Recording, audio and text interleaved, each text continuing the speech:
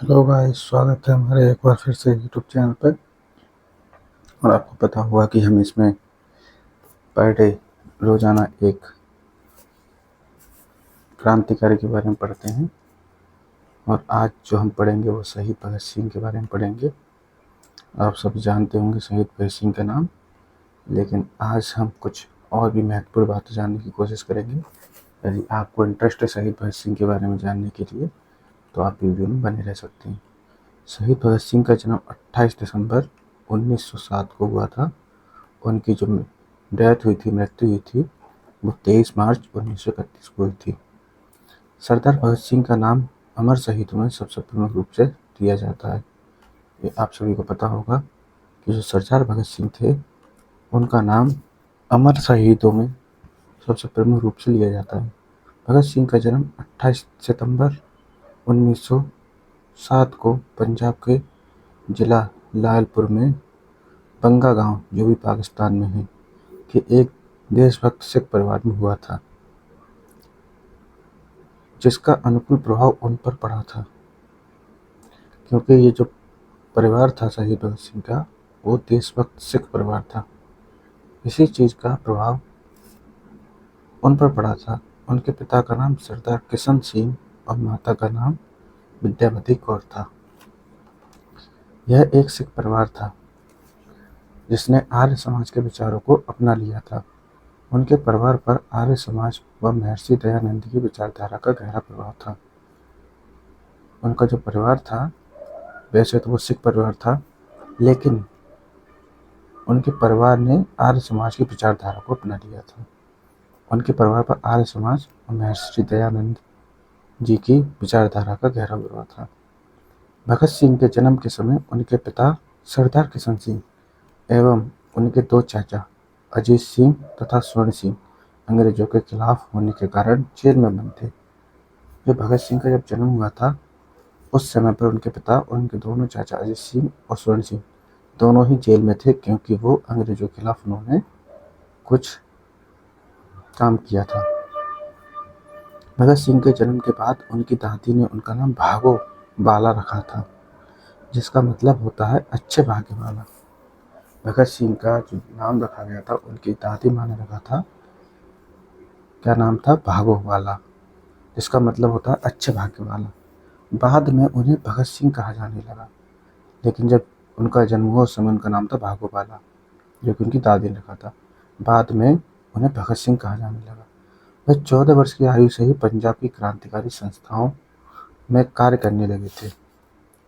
14 साल की उम्र से ही पंजाब की क्रांतिकारी संस्थाएं जो भी थीं, उनमें कार्य करने लगे थे।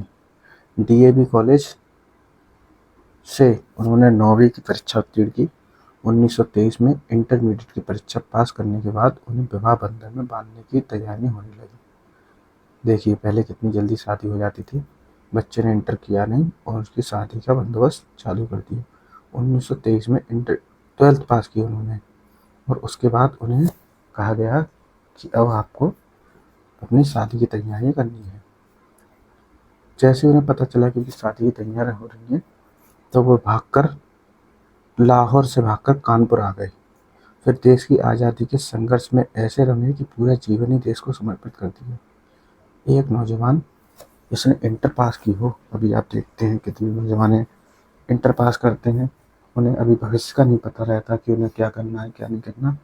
लेकिन हमारे शहीद भगत सिंह इंटर करने के बाद उन्हें पता थी कि उन्हें अपना पूरा जीवन देश को समर्पित करना है। इसलिए वो शादी का बंधन तोड़कर, शादी की तैयारी छोड़कर लाहौर से कानपुर आ गए और अपने देश की आज़ादी के संघर्ष में पूरा जीवन देश को समर्पित कर दिया। भगत सिंह ने देश की आज़ादी के लिए जिस साहस के साथ शक्तिशाली ब्रिटिश सरकार का मुकाबला किया, वह युग के लिए हमेशा ही एक बड़ा आदर्श बना रहेगा। यह बात वाकई में सत्य है कि उन्होंने जो काम किया वो आज भी हमारे आदर्श है। मैं जब मानता हूँ या जो भी नौजवान होता है, वह शहीद भगत सिंह को सबसे पहले अपना आदर्श मानता है, क्योंकि हर नौजवान चाहता है कि मैं भी शहीद भगत सिंह की तरह अपने देश से देश प्रेम करूं। भगत सिंह को हिंदी हिंदी भाषा, उर्दू भाषा पंजाबी तथा अंग्रेजी के अलावा बांग्ला भी आती थी। 1, 2, 3, 4 4 भाषाएं और एक 5 बांग्ला 5 भाषाएं उन्हें आती थी। बांग्ला जो कि उन्होंने बटुकेश्वर दत्त से सीखी थी। उन्होंने भारतीय समाज में भाषा, जाति, धर्म के कारण आई दूरियों पर दुख व्यक्त किया था। भाषा के कारण आप देखते हैं कि इसकी भाषा अलग है, उसकी भाषा अलग है, इसकी जाति अलग, उसकी जाति अलग, इसका धर्म अलग, उसका धर्म अलग। इस कारण हम लोगों के बीच में क्या आ जाती हैं, दूरियां आ जाती हैं। तो इस पर उन्होंने अपना दुख व्यक्त किया था कि यह नहीं होना चाहिए, ऐसा बिल्कुल भी नहीं होना चाहिए। उन्होंने समाज के कमजोर वर्ग पर किसी भारतीय के प्रहार को भी उसी शक्ति से सोचा जितना कि किसी अंग्रेज के द्वारा किए गए अत्याचार को। आप सभी जानते होंगे कि पहले के टाइम में भारत ऐसा नहीं है कि अंग्रेज ही हम पर अत्याचार करते थे। जो कमजोर वर्ग था, जो दलित वर्ग था और जो निम्न वर्ग था, उस पर भारतीय भी प्रहार करते थे। तो वह जो शहीद भगत सिंह है, वो उतनी शक्ति से सोचते थे जैसे कि मानो कि एक अंग्रेज के द्वारा जो अत्याचार किया जा रहा है। वो अंग्रेजों के अत्याचार को भी सहन नहीं करते थे और वे ये भी नहीं चाहते थे कि किसी भारतीय के द्वारा भारतीय पर जो है अत्याचार हो। उनका विश्वास था कि उनकी शहादत से भारतीय जनता और उग्र हो जाएगी, लेकिन जब तक वह जिंदा रहेंगे ऐसा नहीं हो पाएगा। इसी कारण उन्होंने मौत की सजा सुनाने के बाद भी माफ़ीनामा लिखने से मना कर दिया। उन्होंने माफ़ीनामा नहीं लिखा। आज के टाइम में आपको पता है, लोग गलत गलत काम करते हैं और उन्हें जेल हो जाती है, फिर भी वो बाद में राष्ट्रपति के सामने दया याचिका हाजिर कर देते हैं। लेकिन उन्होंने, जबकि वो देश के लिए अपना जीवन न्यौछावर कर रहे थे, फिर भी उन्होंने माफ़ीनामा नहीं किया। आगे, अमृतसर में 13 अप्रैल 1919 को जलियांवाला बाग हत्याकांड हुआ था। आप सभी को पता होगा, 13 अप्रैल को, जो कि बैसाखी का दिन था, उस समय पर जलियांवाला बाग हत्याकांड हुआ था।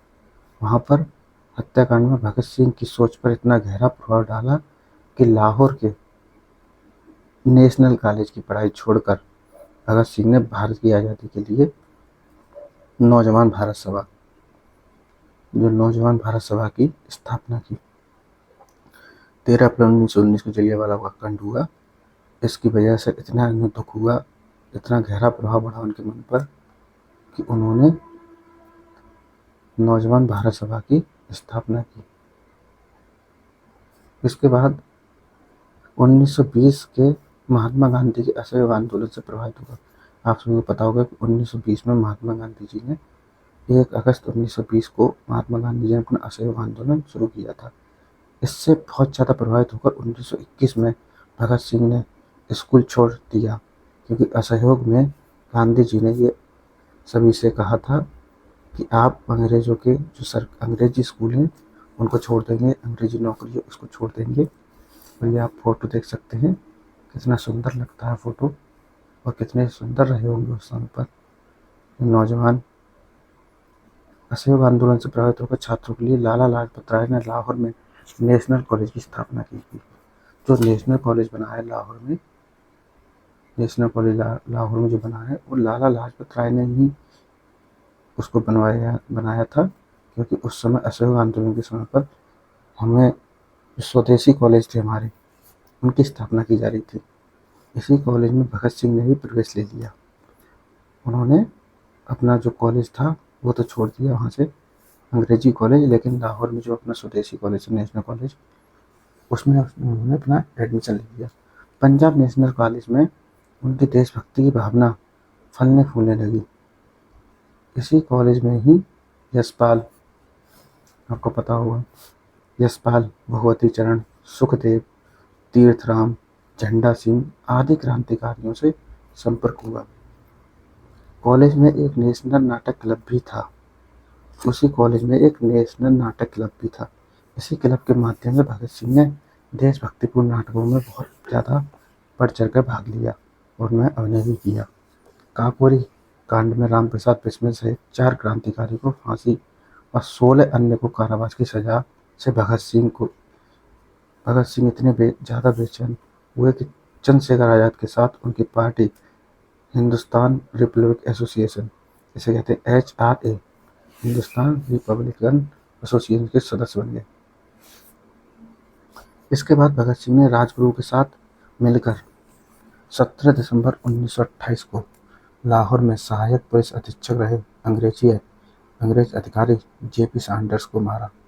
आप सभी को पता होगी उन्होंने सैंडर्स को क्यों मारा, क्योंकि सैंडर्स ने ही जो है लाला लाजपत राय को पीट कर लाठियों से पीट के उनकी हत्या की थी। इसी का बदला लेने के लिए उन्होंने 17 दिसंबर 1928 को लाहौर में JP सैंडर्स की हत्या कर दी। इस कार्रवाई में क्रांतिकारी चंद्रशेखर आज़ाद ने भी उनकी पूरी सहायता की।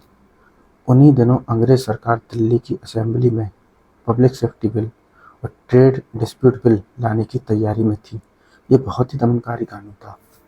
ये दोनों कानून थे जो बहुत ही दमनकारी कानून थे और सरकार इन्हें पास करने का फैसला कर चुकी थी। सरकार ने ये पूरी तरह से सोच लिया था कि ये कानून पास होके ही रहेंगे।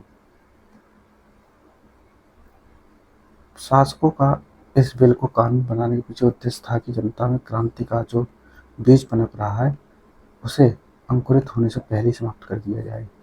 इसके बाद भगत सिंह ने अपने क्रांतिकारी साथी बटुके स्वतंत्र के साथ मिलकर अलीपुर रोड दिल्ली स्थित ब्रिटिश भारत की तत्कालीन सेंट्रल असेंबली के सभागार में 8 अप्रैल 1929 को अंग्रेजी सरकार को जगाने के लिए बम और पर्चे फेंके। बम फेंकने के बाद वहीं पर उन दोनों ने अपनी गिरफ्तारी भी दे दी। आप सभी को पता होगी उन्होंने असेंबली में बम फेंका था और उसके बाद उन्होंने अपनी गिरफ्तारी भी दे दी थी। बम इसलिए फेंका था क्योंकि वो अंग्रेजी हुकूमत को जगाना चाहते थे। इसके बाद लाहौर षड्यंत्र के इस मुकदमे में भगत सिंह को और उनके 2 अन्य साथी कौन थे, राजगुरु और सुखदेव, वो 23 मार्च 1931 को एक साथ फांसी पर लटका दिया गया। तीनों को 23 मार्च 1931 को फांसी पर लटका दिया। अपने फांसी से पहले भगत सिंह ने अंग्रेज सरकार को एक पत्र भी लिखा था। अंग्रेज सरकार को क्या पत्र लिखा उन्होंने? इसमें कहा था कि उन्हें अंग्रेजी सरकार के खिलाफ भारतीयों के युद्ध का प्रतीक एक युद्धबंदी समझा जाए तथा फांसी के बजाय गोली से उड़ा दिया जाए। लेकिन ऐसा नहीं हुआ। फांसी हुई थी, उन्हें गोली से नहीं उड़ाया गया था। भगत सिंह की शहादत से न केवल अपने देश के स्वतंत्रता संघर्ष को गति मिली बल्कि नए युवकों के लिए भी अब प्रेरणा स्रोत बन गए। वह देश के समस्त शहीदों के सिरमौर बन गए। आज भी सारा देश उनके बलिदान को बड़ी गंभीरता और सम्मान से याद करता है। तो ये कुछ बातें थी शहीद भगत सिंह के बारे में। आप देख सकते हैं शहीद भगत सिंह को, ये उनका फोटो है। ये महत्वपूर्ण बातें थी शहीद भगत सिंह के बारे में और हम ऐसे ही वीडियो लाते रहते हैं। यदि आपको ये जानकारी अच्छी लगी हो और जो लोग, हर इंसान, मुझे पता है कि शहीद भगत सिंह से हर इंसान प्यार करता है क्योंकि वह नौजवानों के लिए आदर्श का प्रतीक है। तो ये वीडियो को लाइक कीजिए और ज़्यादा से ज़्यादा लोगों को शेयर कीजिए। हम ऐसे ही रोज़ एक महान व्यक्तित्व के बारे में पढ़ते हैं और कल फिर से किसी नए महान व्यक्तित्व के बारे में जानकारी देंगे। तब तक के लिए जय हिंद, वंदे मातरम।